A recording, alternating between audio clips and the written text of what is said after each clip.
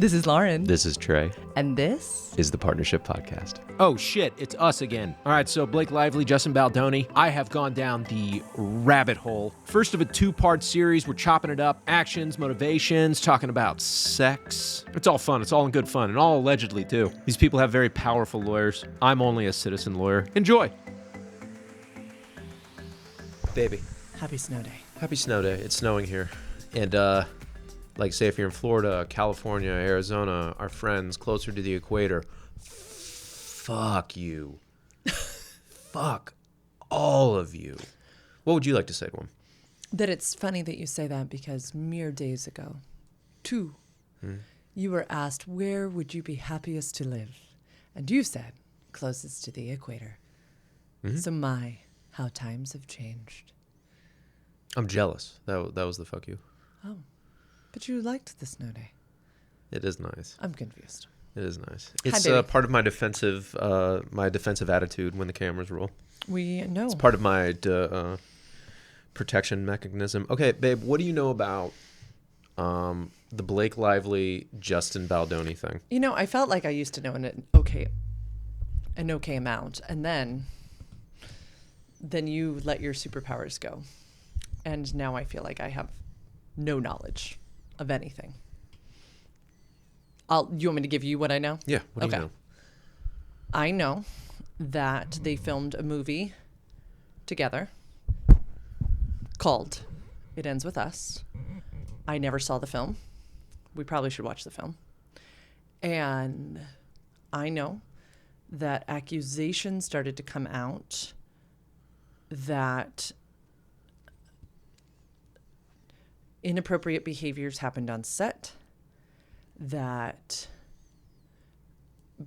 Blake tried to call them out, tried to say this is not okay, and was basically the subject of a smear campaign against her and her hair products.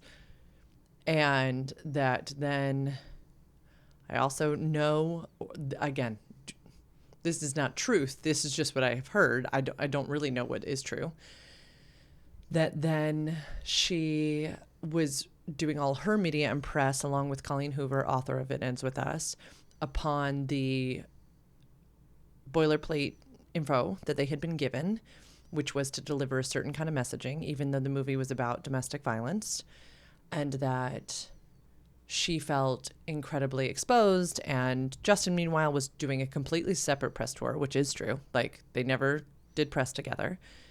And he was, calling it truly a movie about DV and calling it authentically. So Blake was saying, you made me look bad. And not only that, the intimacy was inappropriate. I felt inappropriately handled. There was a power dynamic because you own the company, you directed, you starred in the thing.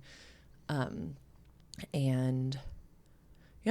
so last I really paid attention, we were all like, screw Justin. Yeah. Then where I kind of stopped paying attention because I have work that I love and would rather work with real human beings and solve real problems that I can actually solve, was Justin's countersuit. Uh-huh. And I guess it's not even real lawsuits or whatever, but So that started to come out. Justin so last I dropped off was Justin came out and was like, not everything hasn't been shared, and this is not true. And then dear colleagues of mine are currently staying in Justin's house. And he put out this beautiful statement about the person he believes Justin to be. Let me chime in here real quick. This is all I know. Let me chime in. So I am fully down the rabbit hole on this, and I find it so fascinating because of the power dynamic. Yes. And I'm at the point now where I'm reading both. I'm reading the complaint as well as the lawsuit. So Blake Lively and the Lively Party actually filed a complaint in the California court system, which is almost like, hey, I'm butcher this, but it's not actually a lawsuit. It's like, we reserve the right to sue. So a complaint is something different than a lawsuit. And now the Baldoni case is actually filing a lawsuit, and then they just updated they added some stuff to it on February the 2nd. That's recently. Yeah. So we thought it would be fun, since it's a snow day, to hop in the chairs today instead of tomorrow, and talk about this. And I'm just going to let Trey go down his rabbit hole, because this is what you do best, is kind of dive down deep in the rabbit holes. And then I'd like to just make comments on it, because what I've been observing is, how do these things even happen? Mm-hmm. How do we have workplaces in which we cannot discuss these things as human? Like, when things escalate to this point, I'm always very curious about what's going on. Yeah, as far as the escalation. Yeah. Yeah. Why did it have to get here? I'm Something's up. I'm still trying to figure out, like, why and how, like, what was the thing? Because they actually started out, both of these documents, they have just so many text messages between the two of them. And it was, okay, so filming started in, hold on, and I'm going to edit this too so I can tighten it up. So we have permission to not talk right now, because I'll just tighten it up through editing. Okay, 2019, Wayfair, that's Baldoni's company. They buy the rights to It Ends With Us. December 31st, 2022, Blake Lively signs on for the lead role as well as an executive producer credit. So it's interesting, where a lot of text messages in 2023, early 2023, in pre-production. So they're collaborating together, and there's a lot of really beautiful exchanges of, like, I value you, I really value you. This is where it turns. April 25th, 2023, Baldoni goes to Ryan Reynolds and Blake Lively's penthouse in New York, and Ryan confronts Justin on, why are you asking about my wife's weight? I believe all three of them share the same trainer. So Baldoni inquired about Blake Lively's weight through the trainer, and I believe the trainer either told Ryan or both of them about the question. So that was the first that I've found so far, the first big what the fuck in this. Baldoni claims that there was a scene where he had to pick up Blake Lively, and he's had multiple back issues, and he wanted to know her weight so he could, like, safely do it. And so that was a big one. That was the first big, like... Yeah, it's my first, like, little head moment. Yeah. Sure. Okay, I can hear that angle of, you want to train your body for something. Uh-huh. It just feels like, again, so from a professional standpoint, that would be a really great group question. That would be a really great thing. I live in the world of confidentiality. So when, like, a trainer, like, that's just weird. Why would you think the trainer would even share somebody's weight with you? So that's weird. It's weird. Okay. May 5th, they start actually filming the movie together. So this is before they actually start filming the movie together. Okay. And this is May 5th. Now, we're going to jump around. So the production of the film gets shut down because SAG-AFTRA and the Writers Guild, they go on strike in the middle of this. June 27th, production halted entirely. They go back to work, I think, November 9th or the 10th. November 9th is when Lively's legal team emailed Wayfair Productions, and they said, this is the list of these are, it's the famous 17 things that are like, you need to comply with all 17 of these things. That's where the intimacy coordinator gets mentioned. That's where it's like, don't barge into my dressing room. Don't talk to me about pornography. Don't show me images of pornography. There's a lot of very condemning things that are said in this 17-point list of, if you want to continue, or if you want me to continue working on this film, these need to be met or I walk. And they said yes. They said okay, or it was signed. Okay. Yeah. And so what's going on right now is, in Baldoni's lawsuit, they're refuting these claims. And that's...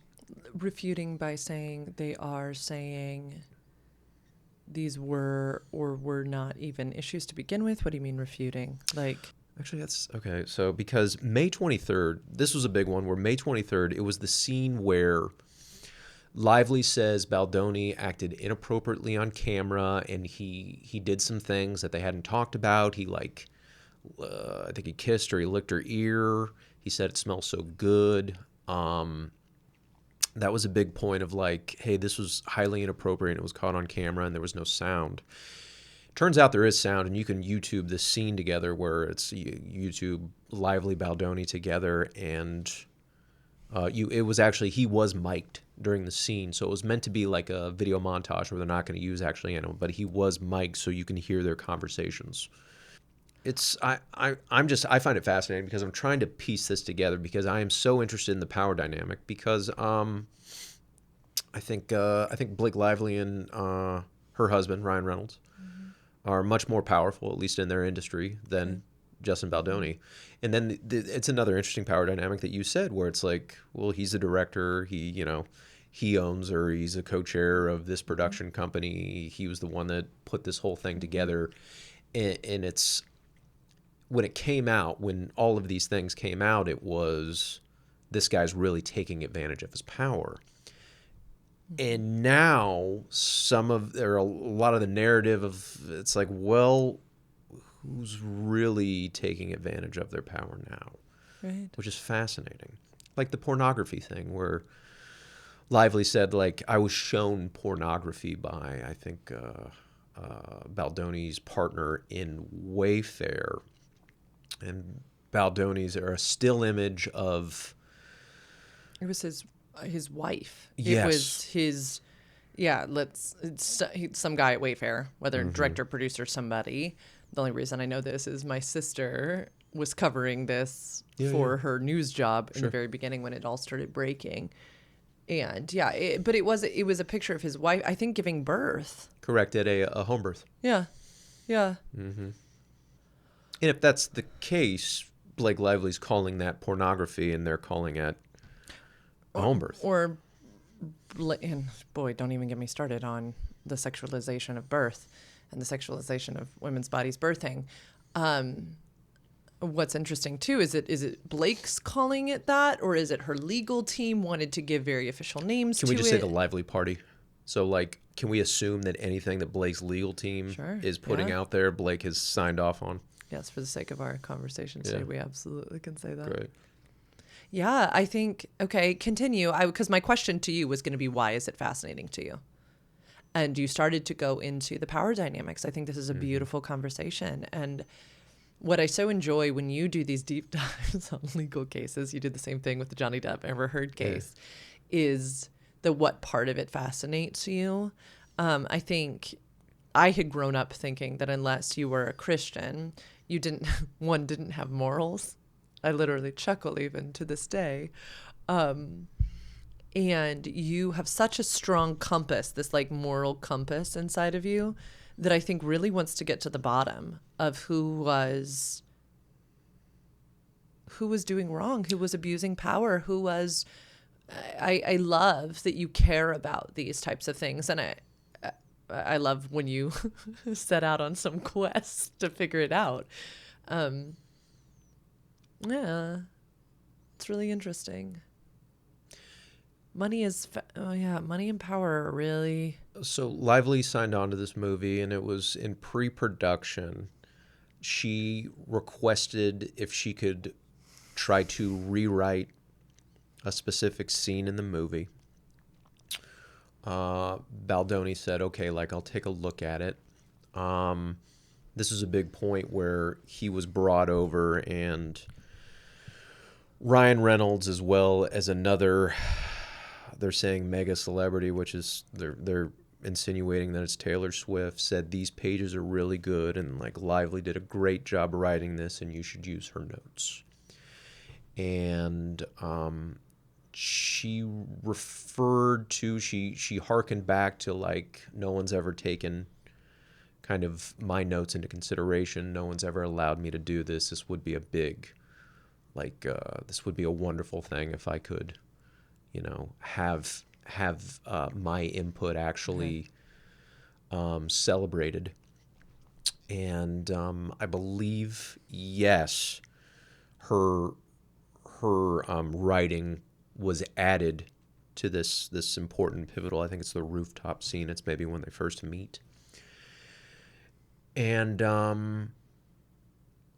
that turned into, and this is just what I'm gathering, she actually requested, I'd actually like to start having a lot of input in the wardrobe of what this character wears,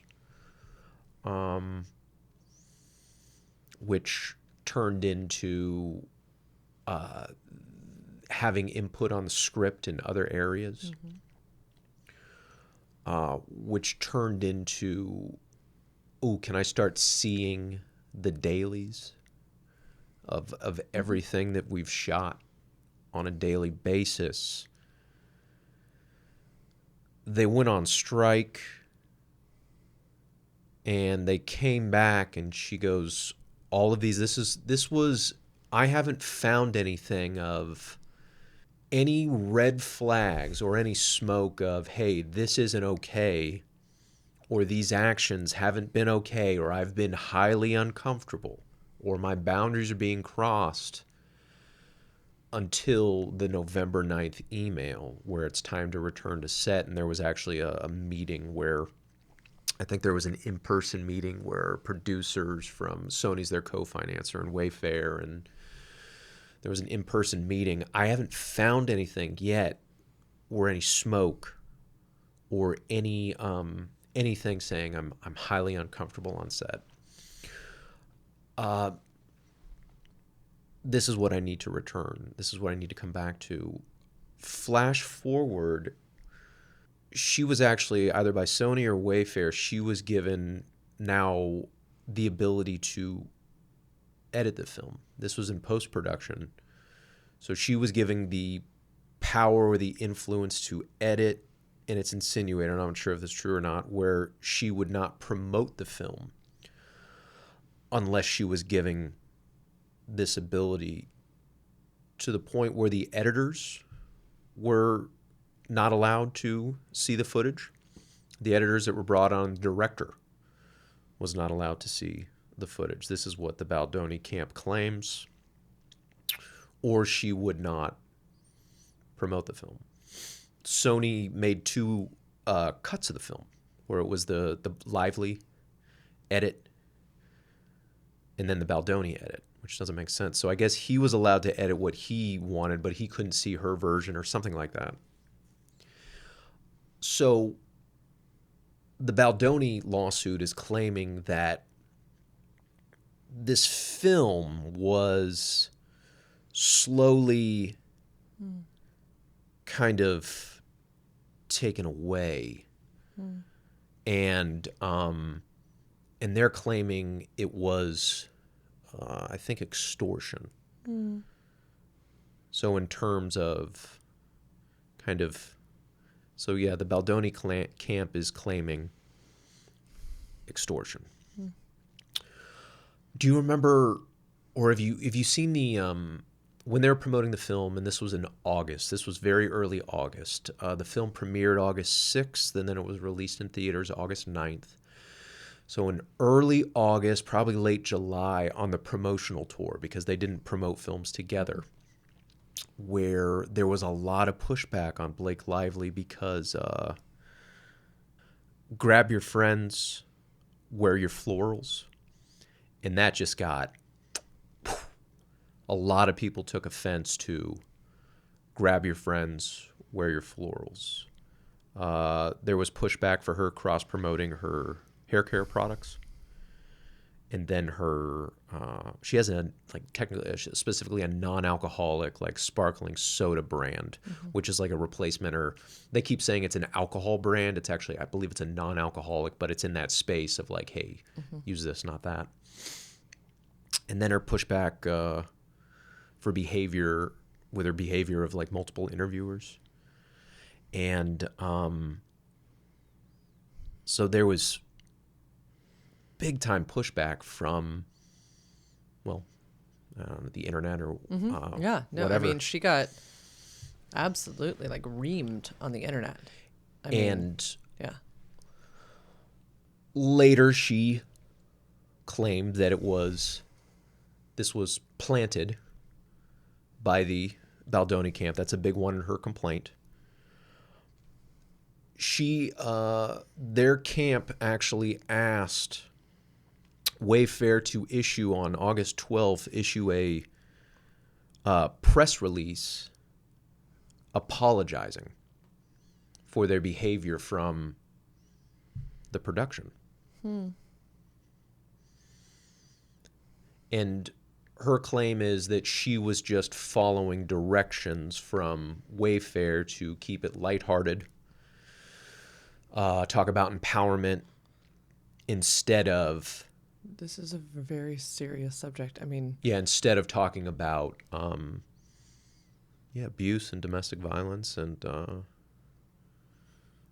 so she's claiming she was following... Right. the press prompts or whatever exactly that they were given, of the like the she was boilerplate. towing the company line. She was doing what she was told. Some of the conversations you and I have had off camera is we also just finished the Elizabeth Holmes little mini series on Hulu. I'm fascinated with narcissists and sociopaths. Yeah, at yeah. this point. I think that is definitely a theme. And maybe of it's what a you'll female study thing. Maybe it's female narcissists and sociopaths. that are fascinating to you. Maybe it's female, or and it's just wonder where that comes from. It's been a theme lately. My The mom whole was a lot of audience is things. I don't your think she mom. was a narcissist. No, I know, but I wonder the fascination. Yeah. So, okay, can I speak for a little bit Sure. on some of the observations I have? Historically, women were not given a lot of power. If we look at the centuries and centuries of human existence. And so an old story form of power that I find that women will use unless they do work is backdoor manipulation, false accusation, victimization. Because sexualization, because for the longest times, those were the only tools that women had, right? If we look at the 6 wives of Henry VIII or whatever, right? Like the way Anne Boleyn got into power, yeah, like absolutely using her body. It's just so fascinating to me. Yeah, that was quite recent history. You and I were talking about this with friends the other day, that, women even got checking accounts. It's quite recent history that we burned women at the stake and accused them of being witches. And epigenetics is a thing, which is stored bodily trauma from generations past in the bodies of people. And it's just... God, it's so just not okay that we all had to go through that. And this is what we were saying about Elizabeth Holmes, is that every time we choose to use the old story, we make it that much harder for women to succeed in spaces. And I have no idea if there is truth in what some of the stuff Blake is saying. So I want to still be really clear. I don't know. Sure, I don't know what the story is. I don't know. have a dog in this fight. I at don't first, know. when this first came out, and then I saw who this guy was, I was like, "Oh, fuck this guy." That's exactly what you said. This guy's so a let's be piece clear. of shit. Because the Trey was like, he's a proclaimed feminist. Yeah, like he's that's making always a money red off flag. Of, yeah, you were the feminist, like, hey, we need to check our masculinity, or we need to talk about masculinity and kind of the feminine. And it's interesting. The guys have like they all have kind of the same tone on how they talk, and they got the deep V fucking t-shirts, and they wear the hats and shit. It's like, it's just a weird vibe for me. It's a cringeworthy vibe for me personally. And I want to absolutely So say I was witnessed 100% that. like, You were like fuck Blake this all guy. day. I mean, you were Well, totally team. But it's just like, fuck this guy. Yeah. At first. At It's first. easy to say, fuck this guy. And then I got curious where it was I'm breastfeeding and this guy's barging into my thing. Or it's like I'm barely clothed while I'm doing this sex scene and, it's not a closed set. My mind went to, because I've been on set with Blake Lively before. It was a screen test for Savages. And she was, I don't remember anything. She was just there. I was there, she was there. We didn't interact. And my mind went to, wait a minute, hold on. This is a 20-year vet on films. Mm-hmm. Yeah. That was my kind of like, huh. That was the first thing that kind of like, I would like to investigate this further, because all of these claims were, she was being taken advantage of and she was really being treated poorly. I was wondering where her kind of, autonomy or agency kind of came into play. That was very curious for me. And there's a couple of things legally that are very strange from her camp.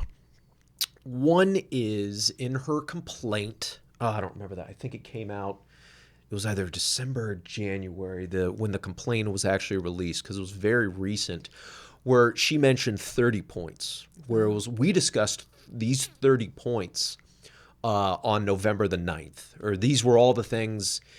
And Baldoni's camp is, no, you didn't.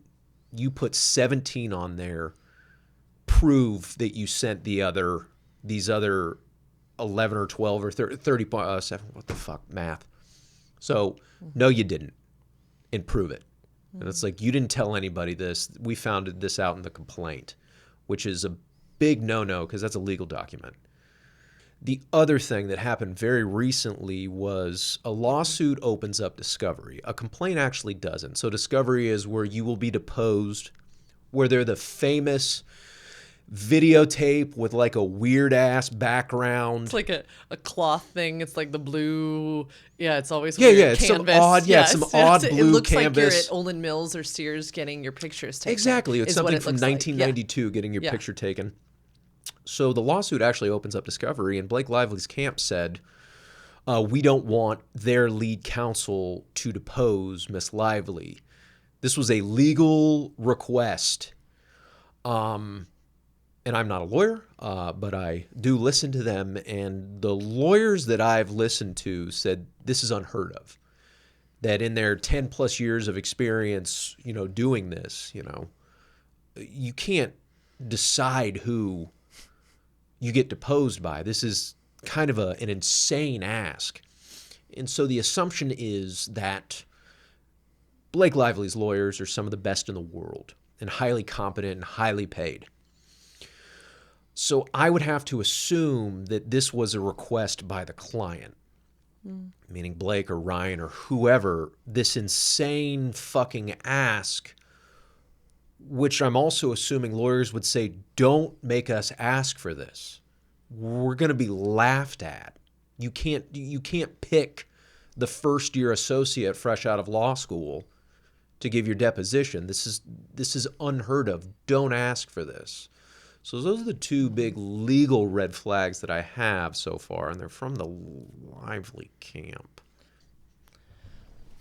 Okay, so as you're sitting here talking about that, though, I am thinking about when... I also get fascinated about where's the fuckery. Oh, like, where's the I'm all fuckery? over the where's the fuckery. This is what my brain is going to, of course, is like, what do I have personal experience on? What could I talk from? And when I was trying to get out of my marriage, I was required to sit... I wasn't required. Yes, I was.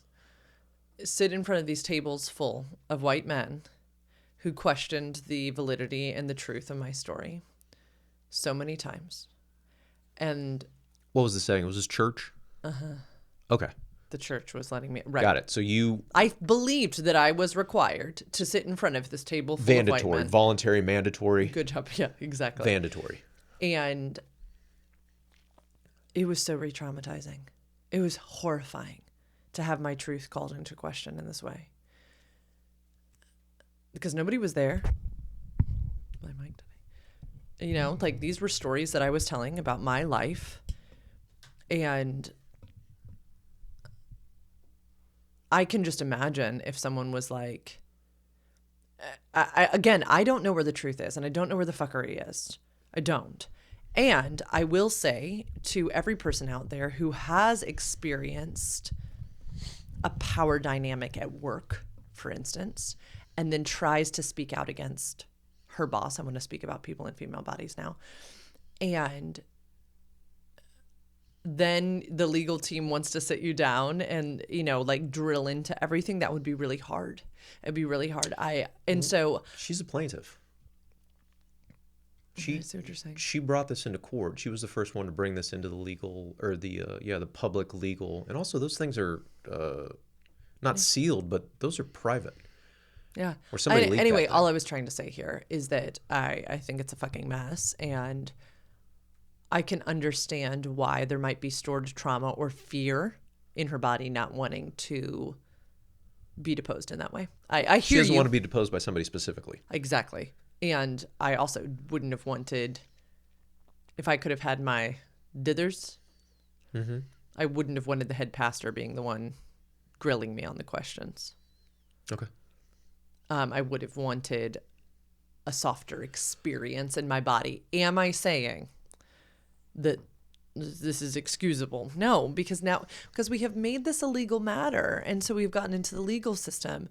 And I have, sadly, a piece of my work is sometimes writing things to be submitted for, What do you think the motivation behind all this is? And this is strictly our opinions. What on earth is the motivation behind all this? I'm going to do if it's good at heart, okay? And then I could give a different one. Sure. So if it's good at heart, I think the motivation might be that Blake lost her voice on set and would love for other women not to experience the same thing, and felt that in a film with a really tender, sensitive subject matter, that she wishes more things had been present, and she would love to see it look different for other people. And she would love to have women have more of a voice in the storytelling. I do think it's interesting that she did all of the press stuff with the author. That is interesting too. I don't know any of that other stuff. So if I was to believe that at her core she is a good human, it would be that something was off, and she felt that she couldn't be heard. Okay. And that she is using means to be heard, and has people in her corner saying, yes, this is going to be messy, but it's always the first person to do this is always like, it's okay. Somebody's got to start it. So if it's pure in heart, that's where I think, when I think of her friendship with Taylor, for instance, Taylor is in the process of re-recording, right, all of her original music so that she can earn the money from it, because her label wouldn't give her the rights to her music. Now, when she went in to these recording contracts with that OG label, she was under contract, right? So she has gone about it a different way. And so I know that women consult women. I do. Let's use a different way, right? So perhaps Taylor was like, just go for it. Make it loud. If you feel like this was uncomfortable, don't be ashamed. Make it public. Just do this in public. So if there is good intent, a good heart there, which I like to believe at their core people are, that's somebody felt unheard. Somebody felt like the message wasn't getting through. So let's take it to a bigger stage. So that's one take. Mm-hmm. The other one is, sadly, a power story of somebody was offended, somebody felt cheated. So someone's trying to use power to make somebody else smaller. And the kind of like, do you even know who I am? You can't treat me that way type of thing. And that shit gets scary. And that shit makes the pathway so much harder for people who actually have experienced discrimination, abuse of power, verbal abuse, sexual abuse, right? Like, it fucks the way for other women who do deserve to come forward and tell their stories of discrimination on set, of domestic violence in a partnership. I mean, the wildest thing about this is like, yeah, it better not be false, because, whoa, that's not okay. The whole movie was supposed to be about somebody ending a string of domestic violence. That's why it ends with us. So, yeah, what do you think? What do you think this is all about at its core? You could have several ideas too. I've been trying to find the turn. What was the turn? The thing I found the most was the April 25th, where Baldoni went to the Lively Reynolds estate in New York City, and Baldoni claims that Ryan Reynolds basically berated him. How dare you ask my wife's weight? I think that was the turn. Lively and Reynolds met on set of The Green Lantern in 2010. They shot, I think, for 3 or 4 months together, and within 6 months, Reynolds was divorced. Lively broke up with her boyfriend, and they were together, I believe. So this is all speculation, where they met on set and they fell in love because they were lovers in the film.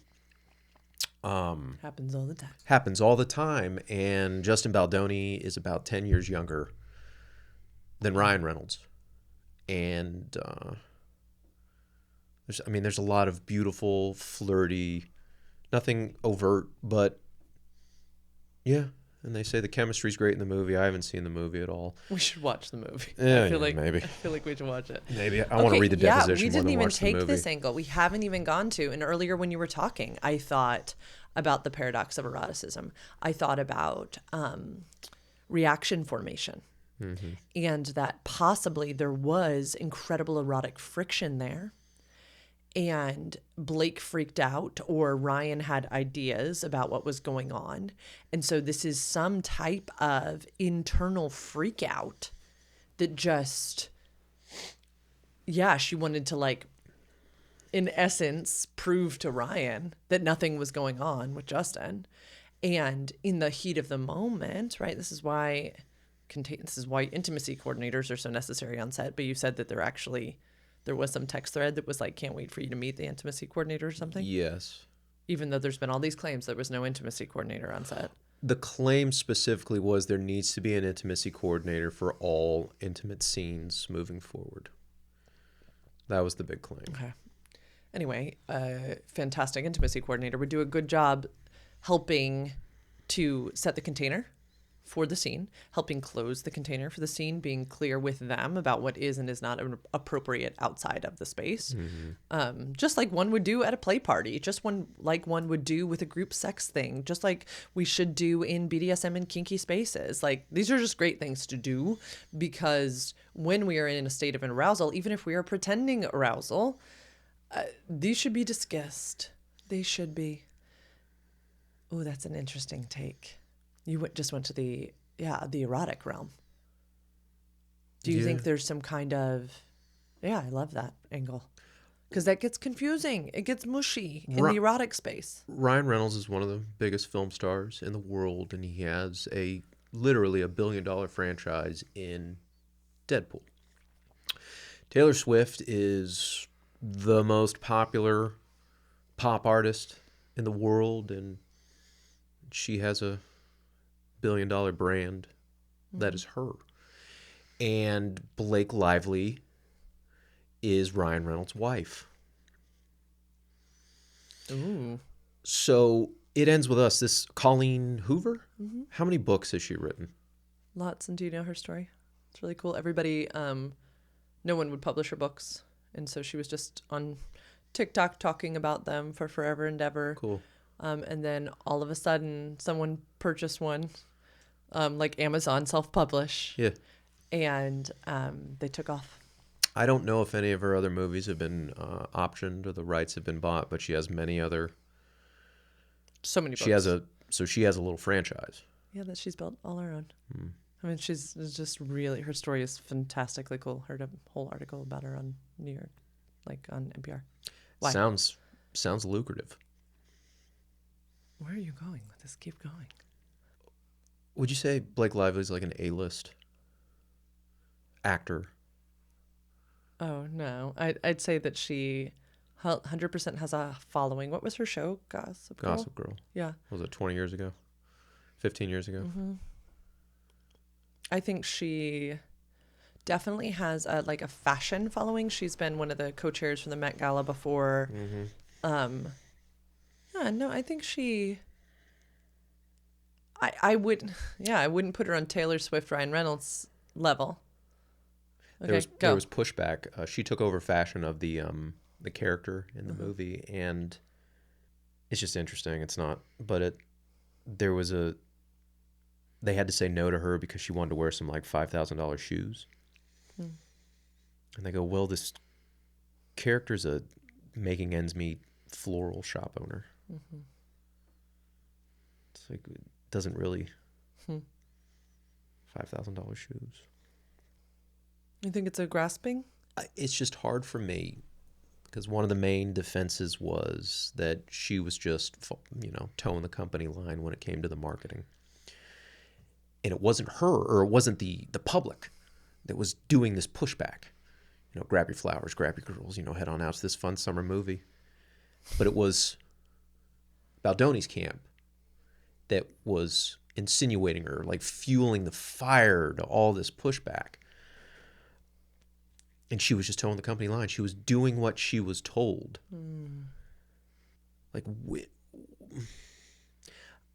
I think Miss Lively does what she wants. And that's okay. Plenty of people do whatever they want. I'm trying not to have a dog in this fight. I'm trying to just absorb information, the little that I can. It's all highly fascinating to me. And again, that she didn't take any type of ownership for just the pushback that came from her press tour, and that days later they requested that you apologize for the thing that we made you sign in order to go back to work. Granted, people have been off work for 3 or 4 months because of the strike. People's jobs and careers and lives were at stake. What a vulnerable time. Yes. Or what a strategically well-placed time to make demands of, I'll fucking walk. We've shot a lot of scenes. I think they had a $25 million budget or something. I've shot half of this, or I'll walk. She had him by the balls. And if what she's saying is true, that these guys were complete fucking disgusting men, good. Fuck them. If not, and this is what it is for me, these are master manipulators. Yeah. And that's what I'm fascinated about. You and I have talked about this. I don't know if we've talked about this on the podcast, but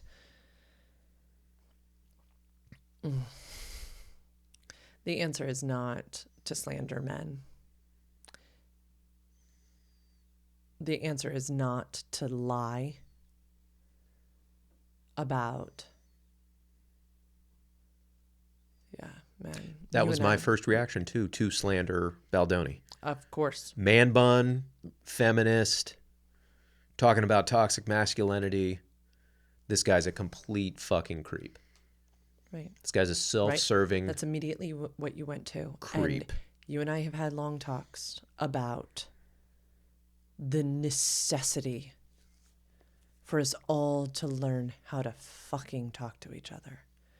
Because, and now, I don't know. And like you were saying, if it's greed, if it's blah, blah, blah, I don't even know. Does that need to be talked about? But I'm going back to... Also, if that's who the man is, he's been doing that for at least 10 years. Right. So, like, I want to see the smoking guns. And if Right. that's who he is on set, where is... Yeah, I want to see the smoking guns. Mm-hmm. Where are they? I just want to see them. Right. Because they should be seen. Yeah. If that's who he is, they should be seen. Mm-hmm. It's not okay. It's not okay. And in the same way, we've talked about, you know, your casual dating times, Mm-hmm. right? When you were dating multiple women at the same time. And what if one of them, right, had issue with something that you would have done? Yeah. What we would hope that she would take it to you Mm-hmm. and address it with you. We would hope. And or if I had done something completely horrible, take it to the cops. take it to the cop, take it to the whole world. Sure. And yet what we sometimes see is that actually wrongdoing wasn't committed. That it was somebody's feelings were hurt. Somebody felt compromised. Someone felt like they couldn't raise their voice. They felt silenced. I mean, me, right? I mean, we've talked on this, how I felt silenced in a text message, right? I could 100% have made up a story about how my husband, my ex-husband and his partner all silenced me in a text thread. Look at this. Don't you see how I said no? And then my husband came in and said yes, right? I could make up that story. I could. Easily. Easily.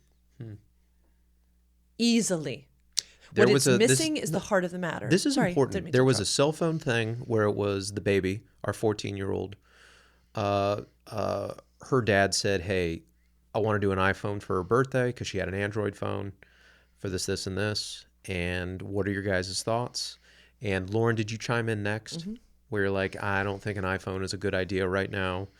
And then Dad's partner was on the text as well, and he goes, great, iPhone's great, he's also a man. And then I said, actually, I'd prefer an iPhone so we can all be in the same threads, so we can do this. iPhones work better with iPhones, just the way it is, because all of us have iPhones except for the baby.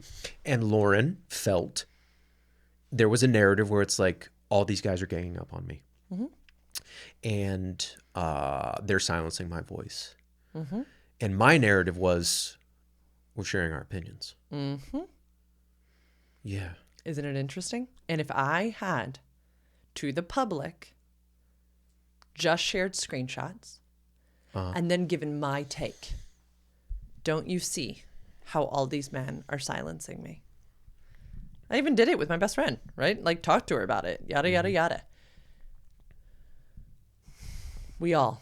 And the things that we've been working on since the inception of our relationship is all of us having voices that can be heard, and then all of us encouraging to share our opinions.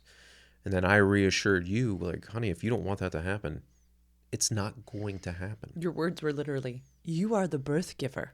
Okay. You have veto power. But this isn't in the text thread. No. This was just us. Yeah. Right? So, yeah, and I sat on that for a week because you were on your birthday trip to Texas. That's right. And then it came out. It came, yeah. You bottled it. I literally bottled it. And then it came out. Right? And fulfilled this own narrative in my head. Checked in with other people. I was downright horrified. Why? Because of past experiences. Why? Because of getting married at 21. Why? Because of all of these developmental delays in my body, these misogynistic worlds that I grew up in, patriarchal households, right? So my body read it as, this is three men telling me what to do. I need to defer. And don't we all see how they exerted power over? Okay? That is a narrative. It is. What was not put in this text thread was me saying, excuse me, no, I'm not comfortable with that. Can we get the three of us get together? Can I reiterate what I've said? Okay. So you all want cell phones? Are you also going to be responsible for the the monitoring of them. I feel like that I know more about teens and cell phone usage and the sexual behaviors of teens because this is my field. So now I feel like you've all made a decision of which I have to be responsible. I could have said all of that. I could have cursed. I could have done anything, but I didn't. I silenced myself. And that is less because of you three. Maybe a little bit because of the ex-husband, but less because of you three, more because of what I experienced. So there is a scenario where Blake Lively had silenced herself throughout this production, and the justification is, I'm trying to get through this movie and do it and be a professional, until it got to a breaking point where she got space to step away because of the strike. Yes. And then she goes, I need fucking help, and I need some boundaries, and I need all these things. Yes. And that's where the legal team got brought in. Yes. She goes, I'm not coming back to this. I'm going to walk. There is that. There is, right? In that time apart, you have dinner with friends. They go, Blake, that's not okay. Mm-hmm. And you go, oh my God, yeah, you're right. And they go, you should put these things in writing though. Mm-hmm. And so she does, right? And it changes things, and it's uncomfy. And then there's a narrative in which she just feels uncomfy for the rest of filming. Yeah, and she needs to get through it because she's a pro and she believes in the project. Yeah, and it's uncomfy. Yeah. And I dream of a world in which the conversation like the one that you and I got to have at breakfast on your 40th birthday when I chose to bring all of this up, where you say to me, baby, I cannot give you a voice. You have to speak up. All I can do is promise to back you up.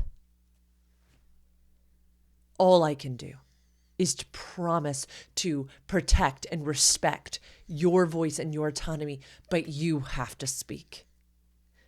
And honey, it's hard because it's not just my voice that was stifled. It was my mother's, it was my grandmother's, it was my great-grandmother's, right? And all of these women were told things, right? It wasn't long ago that women were not allowed to do these things. And so I know in present day, feels a little weird. It's interesting that we brought up Gossip Girl earlier because her entry into the film and television world was in a dark time. It was not great times for women in film. Yep. Okay, there was a lot of sexualization Early 2000s. of being taken advantage of. Yep. She was young. Yeah. If we were to do what you and I often do is when we see juvenile behaviors, track it back to where that was originally learned to. I would hope she's got a good therapist. I would really hope that. I know Taylor's big into therapy. You know, I would hope that she and Ryan Reynolds are big on mental health as well. So I would hope she would have some therapist in her corner, right, who's really encouraging growth. Yeah. Because you and I know that when we notice in each other a juvenile response, you and I are both like, ooh, juvenile response. Where That's did that come interesting. from? And I'm so curious if Ryan Reynolds has learned that relationships can end when your partner is on the set doing romantic scenes and creating and collaborating and texting at 2 a.m. Right.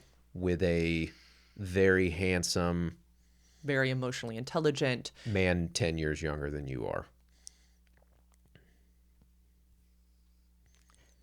Just what I love doing with this type of thing is different than what you like doing with this type of thing is, how is this? This, of course, is just my opinion, and it doesn't mean much. But I love it. How is this a reflection of culture? Yeah. Where else is this happening?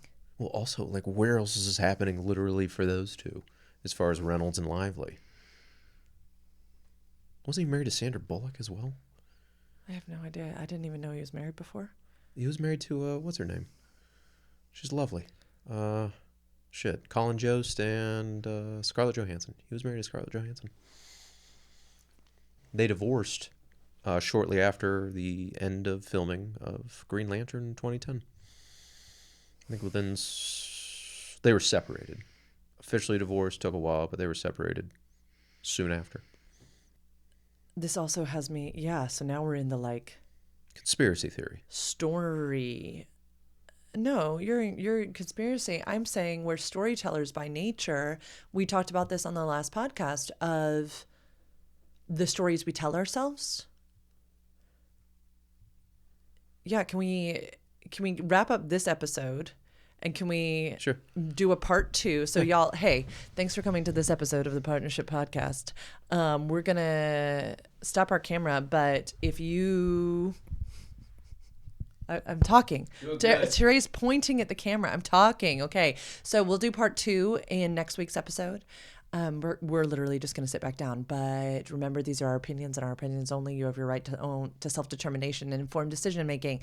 If you want to work with me, this doesn't feel like a very advertising podcast. Oh, Trey. Go to sexedforyou.com/free consult. We'll see you again next week. Bye.